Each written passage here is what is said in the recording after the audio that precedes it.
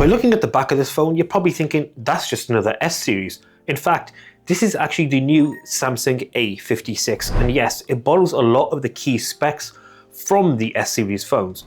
For example, not only is this camera housing very similar to the S series and the Fold series, you also get 45 watts of wired charging, amazing, 5000 milliamp hour battery, and video at 4K. So this actually exists in the most competitive part in the mobile industry, and that's that sub 500 and lower area, and there's tons and tons of competition. So this phone needs to be great, and generally people beyond the brand will tend to shop these style of phones for two things, and that's OS and performance, and it's cameras. Triple cameras on the rear, 50 megapixel main, 12 megapixel ultra wide, 5 megapixel macro, and on the front you get another 12 megapixel sensor. Front and rear will both record at 4K 30 FPS. So those are like flagship-esque experiences and recording options that you get, especially the video side.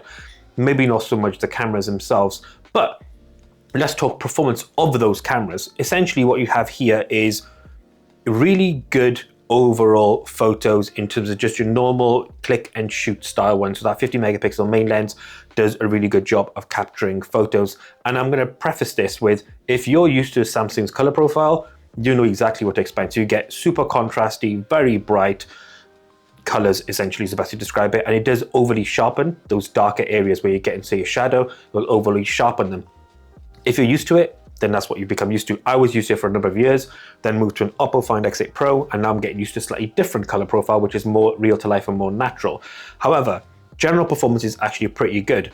Ultra wide camera, maybe not so much. You do get some ghosting and some vignetting on the sides, and then macro depends how much you want to use it. You do have an actually dedicated macro mode in the actual settings within the camera itself. And overall, the picture profile across all three lenses and the front-facing camera are good for what you'd expect in an A series phone. They're not going to blow you away or wow you in any way, but they will offer you a reasonably good experience. If you move on to night mode, this is probably the best point of the A56. It does a really good job of keeping those dark areas dark in night mode, but then still letting it in a relatively small amount of light to kind of sharpen the image and give you the right balance of colors and darkness, which is pretty good. Video, 4K 30 FPS front and rear, again, pretty good. Same sort of color science here where you're getting a lot of the sharper contrast, brighter areas than maybe it should be, but that can be expected as that is sort of how Samsung's sort of color profile and system whole thing works. The other two components, the second component I should say, that we mentioned at the start of this video was around OS. Now, surprisingly, the A56 out of box comes with One UI 7.0. So One UI 7.0 is standard right out of box in the A56, which is sick. You can't even get that on anything other than an S25 series, even if you've got an S24 Ultra, but the less said about that shambles, the better. What I would say is One UI was built with AI in mind, and we'll touch on it in a little bit actually, but if you're navigating the menus within the A56, the processor, the RAM, and the OS runs very, very well. There have been small instances of where you're sort of navigating around and you'll get that little judder, that little hitch, or that jagginess, I guess, probably like dropped frame rates when you're navigating the menu, which is a bit weird considering this was just general navigation, not doing anything extensive. As a whole though, look and feel is exactly the same as what you'd get on your S series devices. So that's really great. Tons of customization options, really good refinements and changes as well. What I would say, two of the highlight features that they were really big on was now brief and now bar. Brief is just a summation of your day. Don't really see the value of it, to be honest, personally. It's still very much in its infancy. Now bar, a lot more useful, but on the A56 and in general, quite limited with the number of apps you can actually support aside of it. So Spotify, timer, navigation, etc. Just a few apps. It doesn't have a wider availability in terms of the different apps you can use, which is a shame. But then let's talk about AI, which lives within Now Brief and Now Bar. But the AI component, weirdly, is super stripped out. So all you get is essentially object eraser, best trim, and you get, I think that's actually, yeah, best trim, object eraser, and then read aloud and a few other things, and best selection. So you don't get any image generation.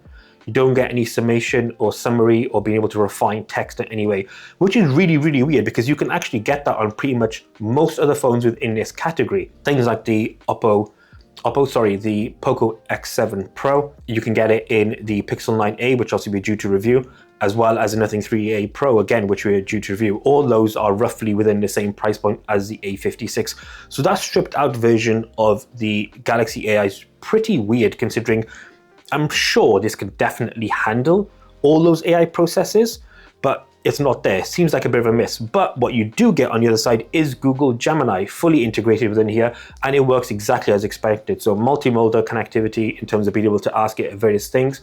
You get the prompt on the other side as well. But the processing power, the OS, the cameras all make the A56 a really interesting proposition for most. But is it worth getting still when you factor in the competition?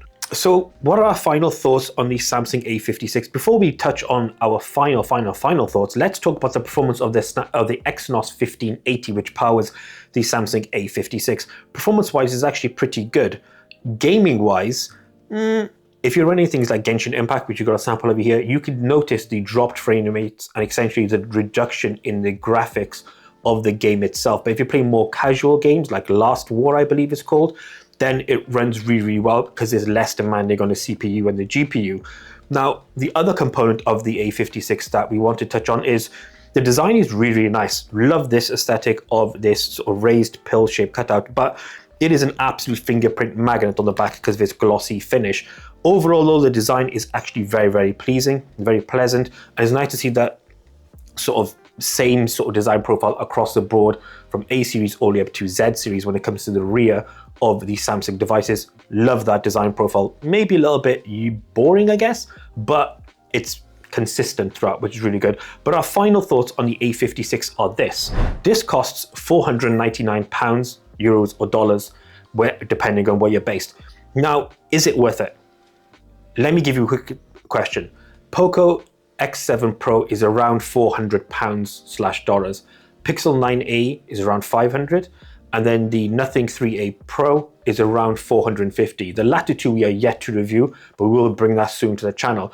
But basing this against something like a Poco X7 Pro, no, the X7 Pro in almost every area is a better overall phone. But funny enough, why would you buy this at $499 when you can buy a S24 FE for around about £50 to £70 dollars or euros more? You get a better screen, better overall performance, better cameras, better build, better everything.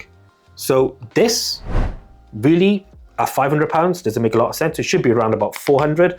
So if I was going to spend my money to spend roughly around $500, I'd probably look at the 3A Pro or the Pixel 9a, or save my money, get a Poco X7 Pro, or if you desperately wanted a Samsung, pay a little bit more and get an S24 FE. Thank you so much for watching. Until next one, as always, we out.